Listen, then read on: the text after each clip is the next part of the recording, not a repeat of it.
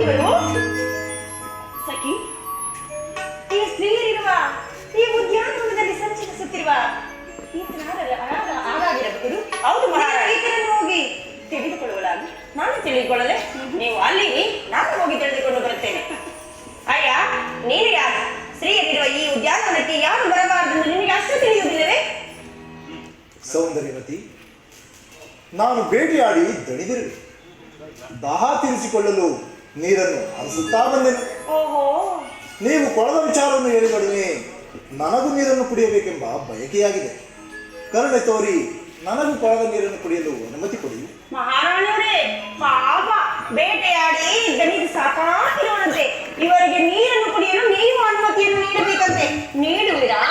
ಹೋಗಲಿ ಬಿಡಿ ಸಖಿ, ಅಪ್ಪಣೆಯಾಗಿದೆ ಎಂದು ಹೇಳಿಬಿಡು. ಆಹಾ, ನಮ್ಮ ಮಹಾರಾಣಿಯವರು ಅಪ್ಪಣೆಯನ್ನು ನೀಡಿದ್ದಾರೆ. ನೀವಿನ್ನು ನೀರು ಎಷ್ಟು ಬೇಕಾದರೂ ಕುಡಿಯಿರಿ. ಸೌಂದರ್ಯವತಿ,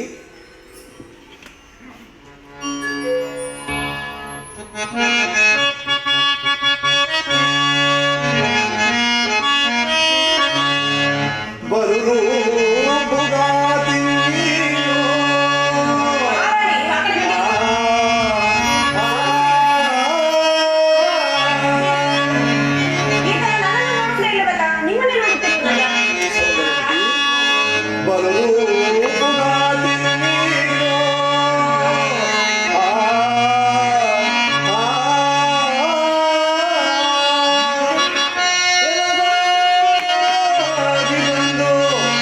ದರ್ಶನವ ತಂದೆ